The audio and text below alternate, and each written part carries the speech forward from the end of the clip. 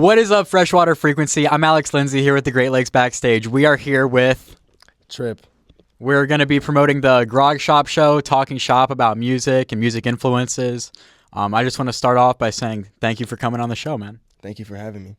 Yeah, it's honestly, out of all the artists we have, you're probably the wild card. You know, you've got the youth, you've got like the music escapes genre in a really pleasant way, and I think out of all the artists, you're probably going to be exciting people with how dynamic you are.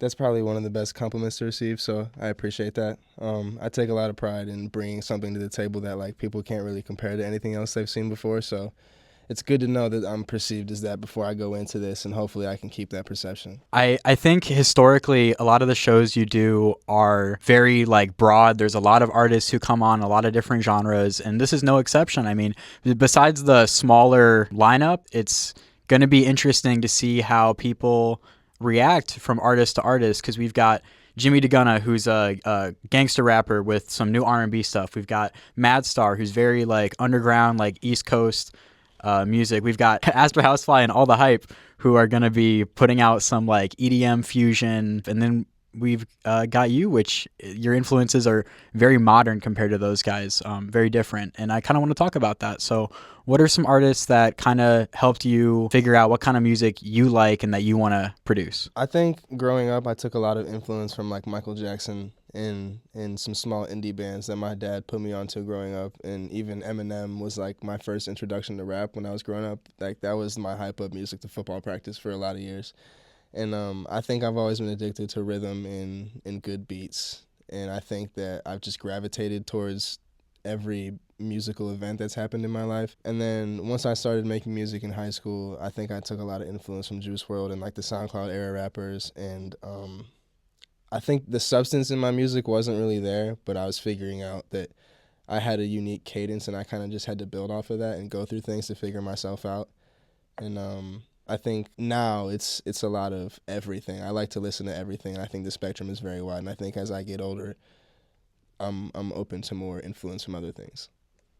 I think that's really well said. A lot of people are, I think eclectic is a good way to describe a lot of people's taste these days. And because of, mass media and our like the number of platforms we actually have to explore music with, I think there's a huge variety in what people are listening to compared to maybe the 80s and 90s where music was a lot more clicky. Furthermore, I wanted to ask, compared to music you listened to when you were a kid, what are your biggest influences nowadays? Like, what kind of music are you listening to right now? A lot of 2010s like pop and stuff that I listened to when I was like a kid.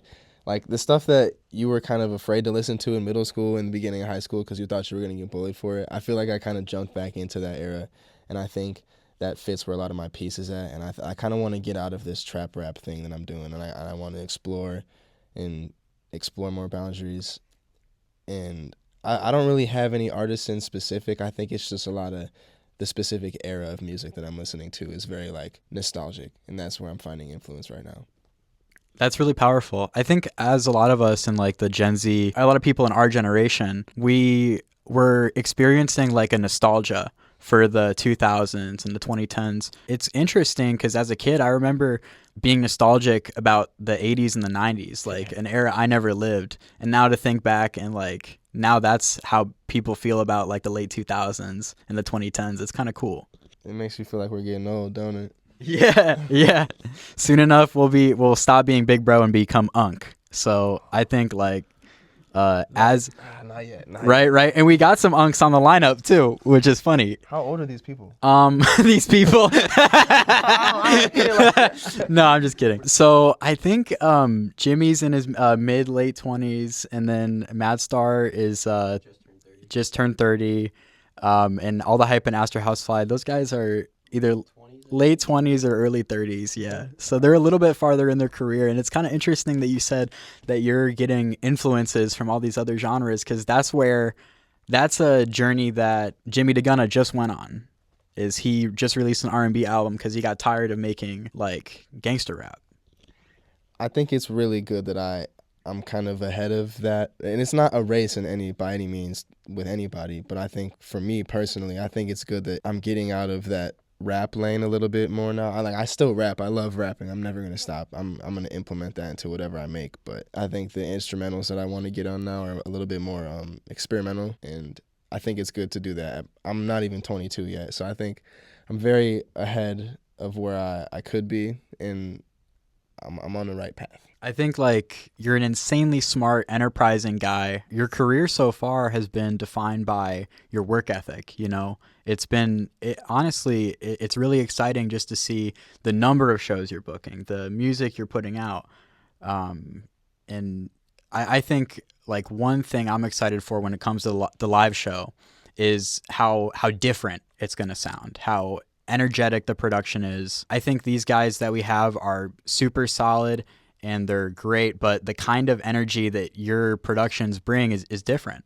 Thank you again. I take a lot of pride in a lot of the things you're saying. I take that means what I'm trying to make important is what's working. I'm glad what I want people to feel like is what people are feeling like. I think it also really helps to have Dan around because Dan is the man behind the sound. I didn't start having auto-tune and like a bunch of different preset options. Like it's just having reverb and delay and auto-tune on my shows there's nothing wrong with having the raw vocals in the microphone, but like having a little bit of flavor to it obviously creates that separation between me and other people, and that's super important to me. I want to put on a show that people don't feel like is comparative to the openers, or it's a competition. It's very friendly. I mean, I don't have any ill will. I just really like being the best if I can be.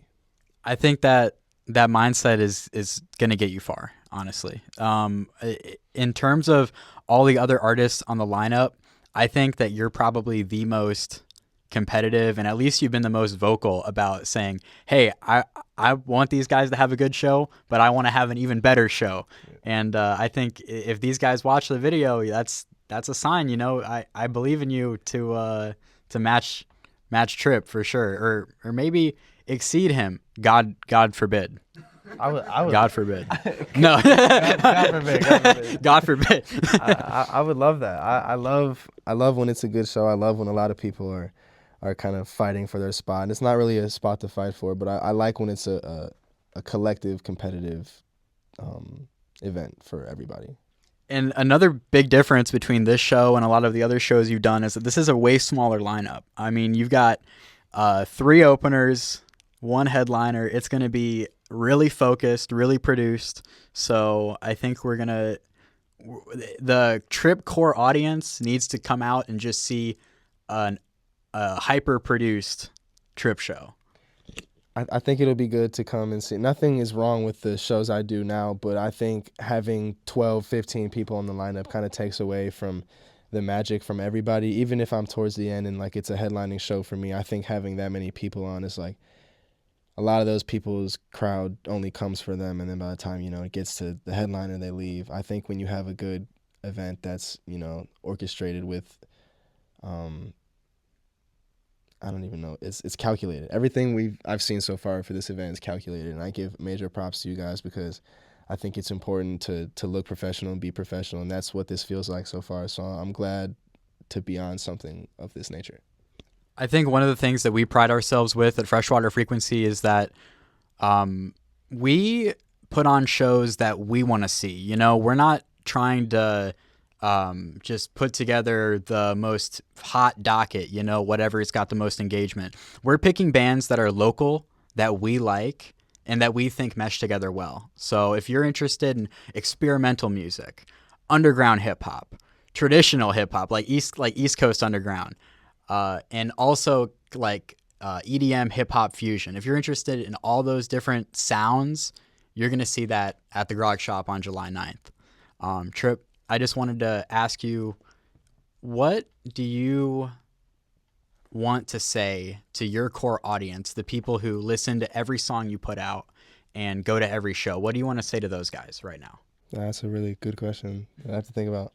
I wouldn't be in the position I'm in if I didn't have the backbone of support that I have. It doesn't feel like just a regular sort of fan base. It feels like these are people that really believe in what I have going, and the belief in what I have going is a lot different than from what I'm around. I do believe, and I'm very humble, but I'm very aware of the situation I'm in.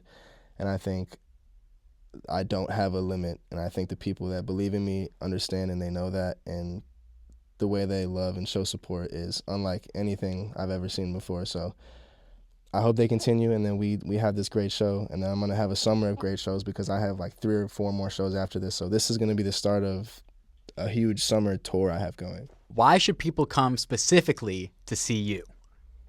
Because Trilk is continuing, and Trilk at Night will not be stopped at no class. I'm going to keep the Trilk theme going, and I'm going to make more merch. It's going to be, I want people to feel like it's a collective unit and like they're involved, because everybody is involved.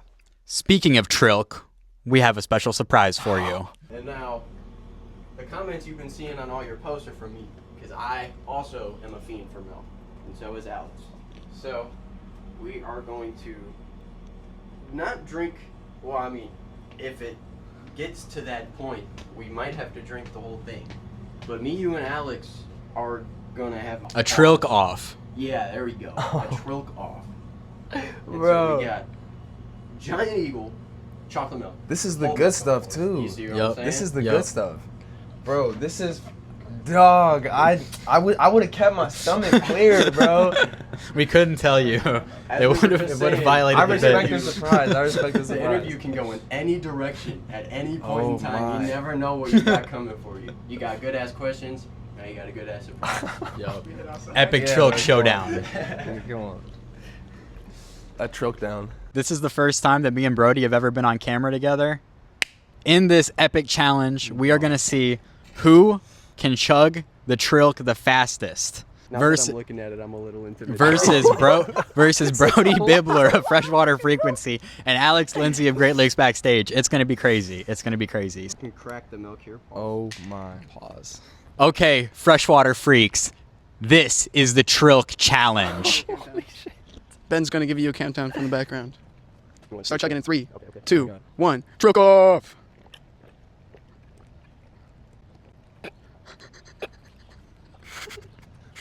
As you can see, these are some real Trilkers right here. Bro, I took like 2 sips. This is fucking insane. I knew I wasn't gonna win this. This is more about them, bro. This is insane. Oh, and he finished it. Brody Bibler takes the lead in the Trilk off. Tryp is gonna kindly and slowly enjoy his Trilk. I'm on a stomach full of Powerade. I wish I could have done more than that. I really feel like this is pathetic. Oh my god, I hurt for you, bro. I think the aura of Tryp himself allowed me to finish this whole thing and put it down, but I don't know if it's gonna stay down. Tryp, thank you so much for coming out the GLB today. Quite the event there that we just had. I'm been Trilked. I have also been Trilked. I've been out-Trilked in my own Trilk off. This is something that can't happen. Thank you so much for watching Great Lakes Backstage. I have been Alex Lindsay here with. Trip. Thank you so much. We hope to see you at the Grog Shop on July 9th.